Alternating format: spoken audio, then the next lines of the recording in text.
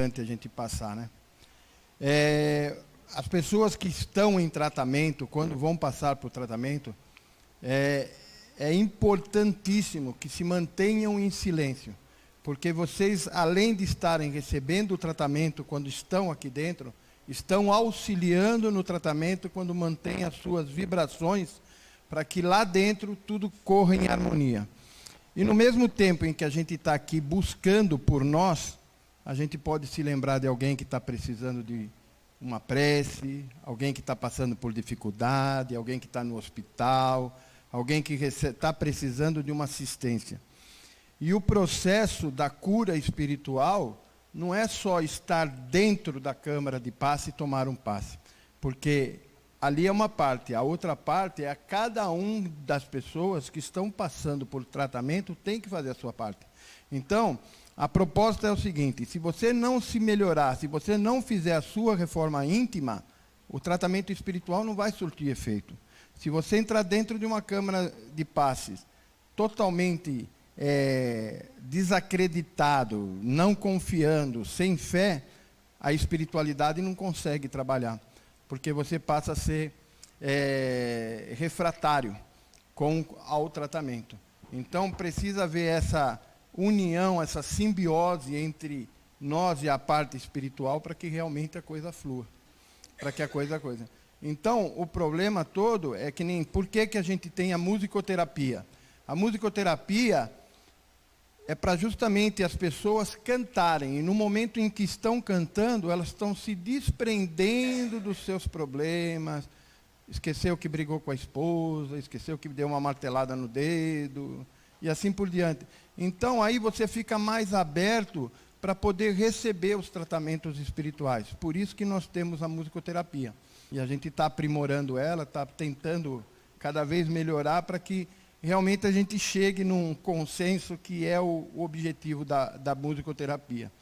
E aí nós temos o Evangelho de Salão. O Evangelho é o principal tratamento que nós temos na casa antes dos passes. Porque através do Evangelho de Salão, às vezes a gente vem, aquele Evangelho não é agradável, mas uma palavra que é dita no Evangelho nos faz refletir sobre uma situação a qual nós estamos vivendo. E aí é onde começa você buscar essa melhora. Porque não adianta a gente querer terceirizar os nossos problemas para um líder espiritual, para um padre, para um pastor, porque quem resolve os nossos problemas somos nós. Então, nós precisamos nos harmonizar para que, em equilíbrio, nós possamos receber as intuições e inspirações espirituais, para que nós, de repente, opa, encontrei uma saída, aí você começa a trilhar por um caminho diferente do qual você vem fazendo, e as coisas passam a mudar. Não adianta a gente querer vir e deixar que a espiritualidade resolva por nós o que nós fizemos de equivocado ou de errado lá atrás. Nós é que temos que fazer a nossa corrigenda, nós que temos que ir pedir perdão, nós é que temos que aprender a amar, né, para poder ser amado, e assim por diante. Tá bom? Então, eu peço para vocês encarecidamente que quando termine o Evangelho, as pessoas que estejam em tratamento se mantenham em silêncio, se mantenham em vibrações, né, lembrando de alguém que esteja precisando de um auxílio, e aí a gente começa a fazer também um tratamento à distância para alguém que precisa, né, para que essa pessoa possa receber as melhores emanações provindas do nosso coração. Tá? Então, convido a todos neste momento para que fechem os seus olhos e vamos agradecer por esse momento tão sublime em que vencemos os obstáculos para estarmos aqui na noite de hoje. E agradecidos ao Pai Maior, que nos ilumina neste momento e derrama suas bênçãos sobre cada um de nós, para que assim, equilibrados, harmonizados, possamos receber todas estas energias, todas estas vibrações que provindas do alto. E nesta forma, formamos nós uma grande corrente, uma corrente de amor. Essa corrente auxiliada pelo nosso Mestre Jesus, porque Ele nos disse: Onde houver 2 ou mais pessoas reunidas em meu nome, estarei eu também. Então, com certeza, Ele está no meio de nós. Vamos assim direcionar os nossos melhores pensamentos, as nossas melhores vibrações, por alguém que nos vem à mente, que está passando por dificuldades, seja ela qual for.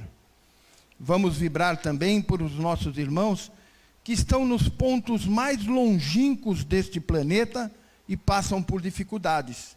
Em especial, vamos vibrar por aqueles nossos irmãos que estão na China, que estão assim sendo assolados por uma doença que ainda estão buscando a cura.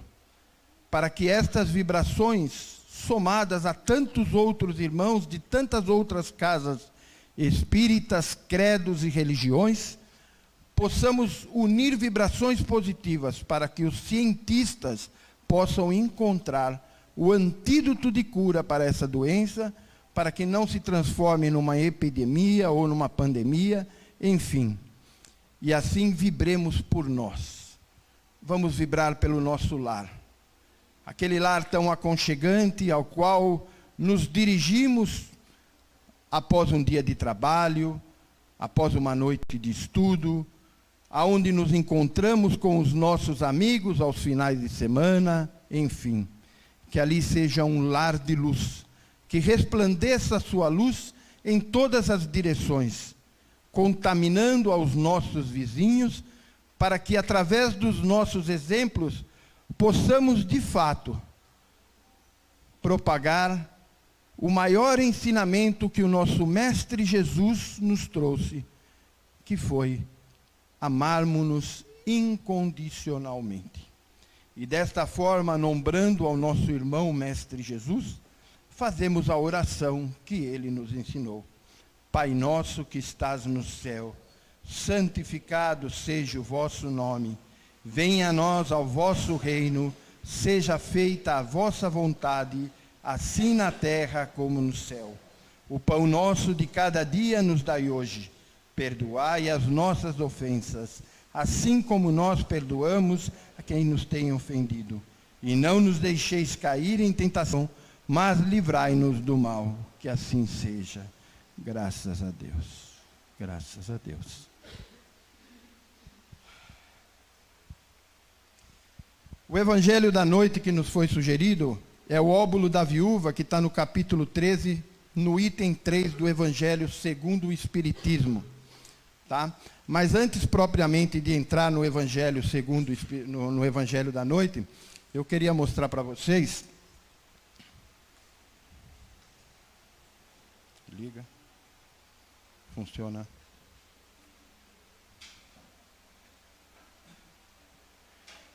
Esse aqui foi o primeiro livro da codificação espírita, o Livro dos Espíritos, escrito por Allan Kardec. Publicado pela primeira vez em 1857, o Livro dos Espíritos foi organizado em cerca de 20 meses pelo professor Allan Kardec. Ele começou a psicografar esse livro com as irmãs Julie e Carolina Baudin. Ele formulava perguntas e elas respondiam.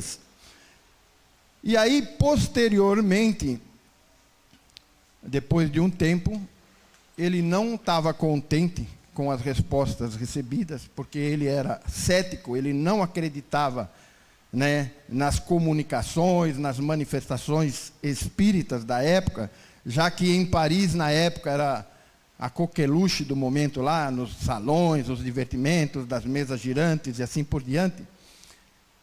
Aí ele pegou as médios Aline Carlotti e Ruth Jafé e fez as mesmas perguntas separadamente e ele obteve as mesmas respostas. Aí ele resolveu acreditar e publicou o livro. Aí, este é a versão atualizada que nós temos hoje, o Livro dos Espíritos, Allan Kardec. E dentro dele tem uma pergunta: o que é Deus?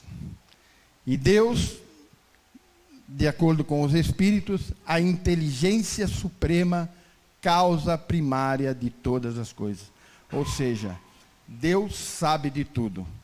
De Deus, a origem de tudo. Então, nós somos origem, Deus nos criou. Deus, ele é onipotente, onisciente e onipresente. Ou seja, ele está em todo lugar, ele sabe de tudo e ele pode tudo. Eu gostaria que vocês acompanhassem o meu raciocínio. Se eu estiver errado, me corrijam, por favor. Se Deus é o Criador de tudo, e nós somos os seus filhos, então nós somos irmãos. E uma pergunta que eu particularmente gostaria de fazer a todos vocês, já que nós somos irmãos, não somos? Vocês já viraram para o lado e falaram boa noite para o seu irmão?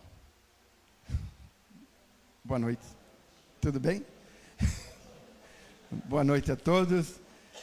Muitas vezes a gente está passando desapercebido e não está reconhecendo, né?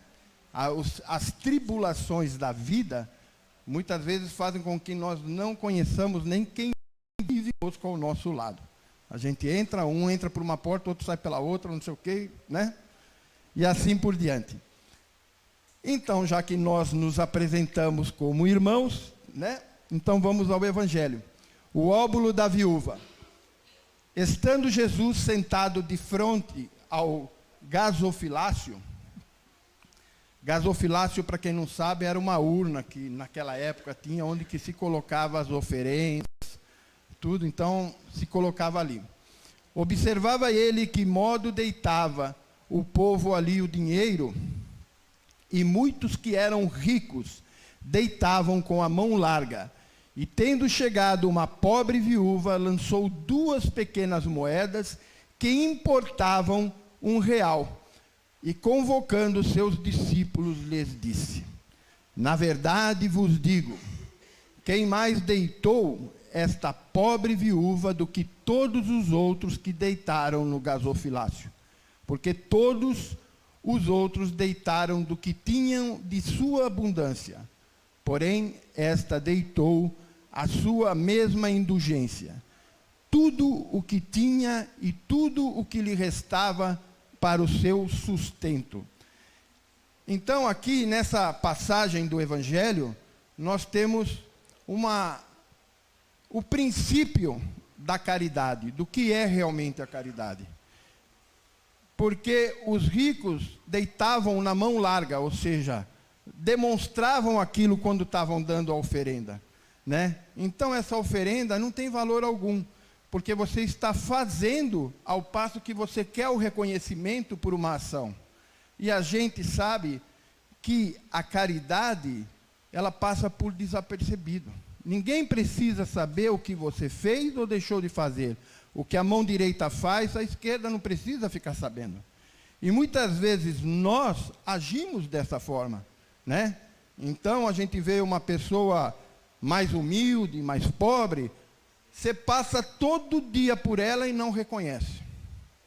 Aí no dia que você está com alguns amigos, aí você vai abraçar para as pessoas falarem: nossa, como Clemente é bom. Que caridade eu fiz? Nenhuma. Apenas eu estou massageando o meu ego, a minha vaidade, o meu orgulho, para mostrar para os outros que eu sou melhor que todos. E não sou melhor. Não sou melhor. Porque quando cerrarmos os nossos olhos, com certeza veremos que somos todos iguais, da mesma forma. É aquela história, né? Que num jogo de xadrez, quando acaba o jogo, o rei e o peão vão para a mesma caixa. E assim somos nós. Apenas estagiamos em momentos diferentes para nos colocarmos em prática um aprendizado que nos possibilita uma evolução, um crescimento. Mas não um crescimento material. O crescimento material é uma consequência do teu mérito, em que você se aplica, você vai buscar, vai estudar, vai administrar, vai fazer uma série de coisas que te possibilitem um ganho. Porque não queira sentar deitar numa rede e esperar cair do céu, que não vai cair. Porque o que cai do céu é avião e chuva. Dinheiro não vai cair se você não ir ao labor, a lei de trabalho. E a pobre viúva, ela tirou ali, humildemente colocou e saiu sem ninguém perceber. Mas Jesus estava vendo. Então, essa é a verdadeira caridade. Porque ela fez daquilo que menos tinha, ela se sensibilizou com alguém e foi lá ajudar para contribuir. Pensar que estava contribuindo ali no gasofilácio, né? E tudo mais. E muitas vezes nós ficamos adiando o auxílio, eu vou ajudar, eu vou praticar caridade. Mas hoje não. Hoje eu não tenho tempo, meu tempo é corrido, né? Eu estou sem dinheiro, eu estou numa dificuldade, meus filhos estão pequenos, quando meu filho... Nós sempre achamos no desculpismo alguma desculpa para nós não fazermos alguma coisa de bom, que seja caridoso.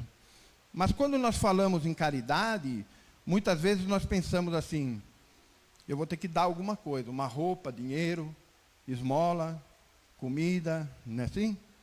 Só que muitas vezes existem muitos e muitas caridades que podem ser feitas sem doação alguma, apenas, às vezes, o teu tempo, a tua palavra, a tua audição, um abraço amigo. Quantas e quantas pessoas, às vezes, se sentem confortadas quando você dá um abraço? Ou quando você fala uma palavra, um simples bom dia, para quem, de repente, a sociedade exclui. Né? Quantos e quantos nós nos vemos pelas ruas, né? Excluídos, porque estão maltrapilhos, estão cheirando mal, e a gente às vezes passa, né? Nossa, já faz uma série de julgamentos sobre aquela pessoa, e a gente nem sabe quem é aquela pessoa, porque talvez ela esteja naquela situação. Quem somos nós para julgarmos alguém sem saber? Nem Jesus fazia isso. Nem Jesus. Eu trabalhava com um pessoal lá de São Paulo e a gente distribuía comida a moradores de rua. E era ali na região da Moca, Tatuapé, Viaduto Nova Granada, tal. E uma vez nós estávamos ali no Viaduto Nova Granada e no meio dos papéis ali, deitado num papelão, tinha um cara que estava assim, magro, parecia um faquin, de tão magro que estava. E aí fomos servir para ele lá um lanche e tal, e começamos a conversar com ele, e ele falava assim com muita dicção. Aí você começa a perceber que não era um morador de rua comum. Alguma coisa a mais tinha naquele rapaz. Um rapaz de 40, 42 anos de idade. E aí foi aquele sotaque de nordestino, tal. Era um rapaz, um médico cardiologista, que entrou no mundo do crack, abandonou a família, e aí começou a correr os pontos de droga. Como ele não tinha dinheiro, ele fugia. Aí ele não tinha dinheiro, fugia. Aí veio vindo de Recife, veio para Bahia, Rio de Janeiro, né? Veio chegando até chegar onde estava. Aquele rapaz ia morrer ali do jeito que estava. Vocês já imaginam São Paulo da garoa, no invernão, o cara dormindo no meio do papelão ali. Era um médico cardiologista. Aí, com muito custo, conseguimos o telefone dele, ligamos, a mãe atendeu, fazia 6 meses que a família procurava, e não sabia onde estava. E nós julgando que é um vagabundo, que é isso, que é aquilo, sem saber o que é. E quantas mães choram por seus filhos que saíram de casa nessas condições. E nós, falando de caridade, não temos a coragem de estender a mão. Pelo menos tentar conversar para saber quem é. Fazemos os nossos julgamentos e excluímos ainda mais. Diz um psicólogo aí que, para nós, a diferença nossa para um serial killer é uma fração de segundo. É um estalo que dá no cérebro, você perde o rumo e começa a fazer besteira. Então, se nós nos entreajudarmos, com certeza o planeta será melhor.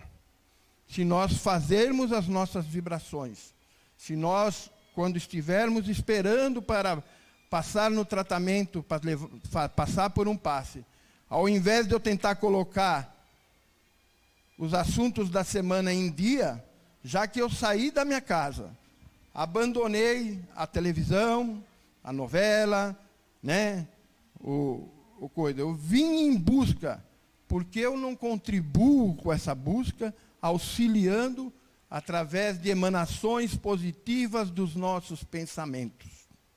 Por que eu não faço isso? Então, nós precisamos ver se de repente a nossa busca ela não é egoísta. Porque o egoísmo está tão aflorado que eu tenho que me curar. O resto, pouco se me importa. Pouco me importa. O que eu vou me importar com o resto? Eu quero estar bem. Só que eu faço parte desse resto. E se esse resto não estiver bem, eu também não vou estar bem. A felicidade não é deste mundo. E claro que não é deste mundo, se nós pensarmos dessa forma. Por isso que os planetas, os mundos estão mudando, né? E nós estamos saindo do mundo provas e expiações, estamos indo para um mundo regenerador. Então, é essa caridade que nós temos que buscar. Não é a caridade material, é a caridade de pensamentos. Enquanto eu sei alguma coisa que não está legal, por que eu não vibro energias positivas? Um companheiro que passa por dificuldades, por que eu não vibro por ele? Porque nas minhas orações que eu peço para mim, eu não peço por ele também. Ou por ela, ou para quem quer que seja. Ou eu, numas discussões, em vez de eu procurar serenar, eu jogo mais lenha ainda para pegar fogo. Será que nós somos merecedores das bênçãos do Pai pensando dessa forma? Aonde está a nossa caridade? Aonde está o nosso amor? Que tanto a gente fala, mas o amor está da boca para fora, porque o coração está vazio, completamente vazio. Dentro da nossa própria casa, às vezes, eu sou um tirano doméstico e na rua eu fico pagando de bonzinho. Quando eu entro para dentro, a democradura entra em ação. É assim? Eu aceito tudo o que vocês estejam pensando, desde que seja aquilo que eu pense. A gente tem que aprender que todos nós somos diferentes, cada um está num estágio de evolução, cada um compreende de uma forma, cada um age de uma forma. E aí, quando nós tivermos essa lei de aceitação, nós vamos construindo, aos poucos, um mundo melhor. Um mundo mais perfeito. E aí, algumas pessoas lamentam não poderem fazer o bem o quanto gostariam. Madre Teresa de Calcutá. Ela largou tudo e foi cuidar das pessoas, foi se dedicar a uma obra. Não digo que a gente esteja nesse estágio de evolução como está um espírito desse, mas a gente pode começar dando o primeiro passo. Chegamos ao mundo, não sabíamos falar nem andar. Hoje até cantar a gente canta, não é verdade? Então, quanto evoluímos? E por que nós não colocamos em prática esse aprendizado para o bem? Canalizando em energias positivas que possam ser saudáveis ao universo. E Madre Teresa de Calcutá, uma certa vez, estava lavando a mão de um leproso, o pé de um leproso, e um milionário se aproximou dela e viu ela e falou assim: nossa, Madre Teresa de Calcutá, não faria isso nem por $1 milhão. E ela falou: e eu também não faço, eu faço por amor. É bem diferente. Então, quando nós conseguirmos colocar dentro dos nossos corações esse sentimento, o mundo será outro, muito diferente do que é. E aí nós vemos, mas não posso fazer nada, eu não tenho dinheiro. Mas você pode participar de um grupo em que ajude ao seu próximo. Quem quiser, toda sexta-feira, a partir das 14h30, estão todos convidados, viu? Não façam cerimônias. O que mais a gente precisa é de voluntários aqui, com amor, com carinho, para poder atender esses irmãos que chegam aqui, alguns 4, 5 dias sem comer. E aí um trabalho, doutores da alegria. Olha que coisa mais linda, né? Levar alegria aos enfermos, aos asilos, aos orfanatos, né? A gente vai implantar aqui esse ano. Quem quiser participar também, está aberto, vai ter um curso aí, dentro de breve vai ter um curso, a gente vai divulgar, e uma vez por mês a gente vai fazer uma visita. E é muito importante, porque uma vez estava eu acompanhando um grupo no asilo, e lá no asilo, um senhorzinho se arrumando, todo bonitinho, todo cheirosinho. Aí eu falei assim para ele: ô vovô, vai namorar hoje? Tá bonitão, tá chique demais. Ele falou assim: não, hoje a minha família vem me visitar, é a coisa que eu mais espero. Aí fui conversar com a cuidadora, ela falou assim: vem nada, faz 5 anos que não vem ninguém aqui ver ele. Já pensou? Já tenta se colocar na situação. Então, caridade a gente pode fazer. É doar um pouquinho do tempo para ajudar o nosso próximo. Olha quantas situações que a gente tem. Chico Xavier, médicos doando o seu tempo, e assim por diante. O problema é que a gente fica sempre naquela desculpa: o que eu vou fazer amanhã? Ah, não posso. Ah, eu tenho um compromisso. Eu já acertei isso. Organize. O processo da evolução chama-se disciplina. É você disciplinar o teu tempo, que você tem tempo para tudo. 1 hora de doação por semana não mata ninguém. Se nós temos que fazer um exemplo, de sexta-feira nós fazemos o jantar aqui. Começa às 14h30. Se nós dividirmos o tempo, 15 minutos de cada um, a gente faz 50, 60, 70 marmitas que a gente entrega para morador de rua. 15 minutinhos. É só se organizar. Será que lá perto da sua casa, lá perto no seu trabalho, você não encontra uma forma de ajudar? Não precisa se deslocar. Às vezes a gente mora longe daqui do centro, né?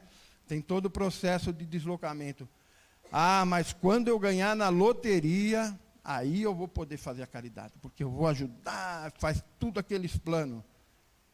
E aí, ganhei na loteria, graças a Deus. Deus foi justo comigo e eu serei justo com Ele. Jogarei o dinheiro para cima, o que ele pegar é dele e o que cair no chão é meu. E é assim que muita gente pensa. Aí vem Emmanuel e nos fala: ao passo que o detentor de numerosos bens, sem qualquer serventia, só para manter meu ego, minha vaidade, meu egoísmo, minha avareza, para a comunidade, é um sorvedouro em sombra, à margem do caminho, usuário infeliz, que as mesmas leis da vida o cercam de angústia, medo, solidão e secura. Olha que palavra forte isso aqui. A gente querer guardar o dinheiro debaixo do colchão. O dinheiro, ele é feito para ser multiplicado, porque ele vai gerar emprego, vai gerar renda, vai gerar o bem a uma série de pessoas, a uma localidade. Porque Deus dá o dinheiro a um e não dá ao outro? Se Deus é tão bom e misericordioso, era mais fácil a gente chegar aqui já com 1 milhão no bolso. Só que muitos iam deitar na rede, não iam fazer nada. Onde estaria o progresso do planeta? Então, Deus dá àqueles que têm o dom de multiplicar e castiga aqueles que faz como os talentos, enterra com medo de perder. Então, nós estamos aqui para nos multiplicarmos em amor, em caridade, em bens. E aí nós vamos ver o que Chico nos fala. O homem que saiba governar muitos bens reunidos, construídos com ele a base de trabalho e da evolução de muitos, a qual repreenside no campo social, sendo o missionário do progresso, e as leis da vida nutrem-o de esperança, saúde, segurança e alegria. Então, aquele que compartilha, aquele que dá, recebe. É a lei de ação e reação. É aquilo que eu proporciono, é aquilo que eu estou recebendo. E para isso, a gente precisa de mudança. A gente precisa estar sempre atento para as nossas mudanças, porque se nós não nos mudarmos, nós continuaremos sendo os mesmos. Tropeçaremos nos mesmos erros, passaremos pelos mesmos obstáculos e nos viciaremos nas reencarnações para ver se a gente melhora e não melhora, porque a gente não muda. É a história dos dois mineirinhos, compadre, porque mineiro é compadre, né? Então, foram pescar no Mato Grosso, fretaram um avião e foram lá pescar com a traia, pescaram, e cada um veio arrastando um peixe de 60 quilos. Quando chegou no aviãozinho lá pequenininho, o piloto falou assim: vocês não vão subir. Quanto pesa esse peixe? 60 quilos, então.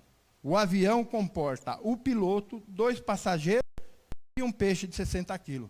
Aí um falou assim: não, se não for para levar meu peixe, eu não vou. O outro: não, eu também não vou levar. Eu quero levar o meu peixe. Aí um falou para o outro assim: mas compadre, o ano passado, quando nós estivemos aqui, não era um aviãozinho igual esse aqui? E nós não levamos 2 peixes? E o piloto falou assim: nossa, vocês, com esse avião assim, com esse tipo de avião, vocês levaram 2 peixes igual esse? Sim. Então sobe. Aí subiu eles com o peixe e tal. No que decolaram, caíram. Aí caíram lá tal, e estavam meio grogue, meio zonzo. Um olhou para o outro e falou assim: mas compadre, não foi nesse mesmo lugar que nós caímos o ano passado?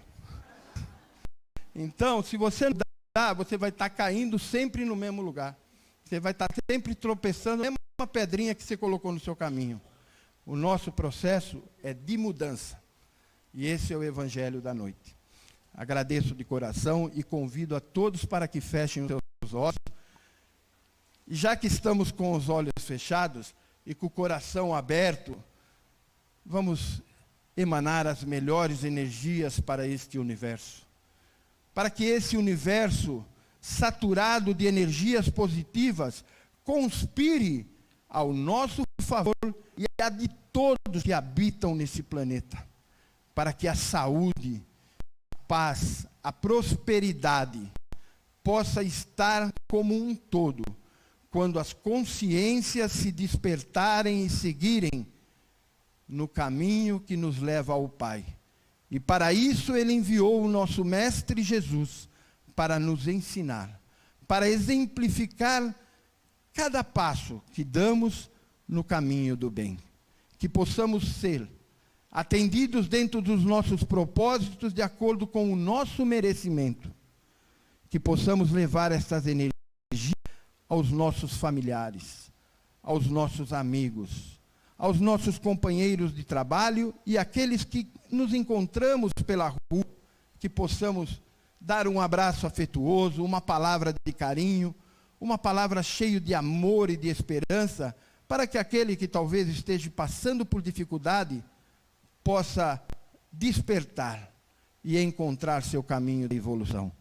E aqui nós, não nos falte o alimento, não nos falte a saúde, não nos falte a prosperidade e não nos falte o amor. Que Deus nos abençoe, que assim seja.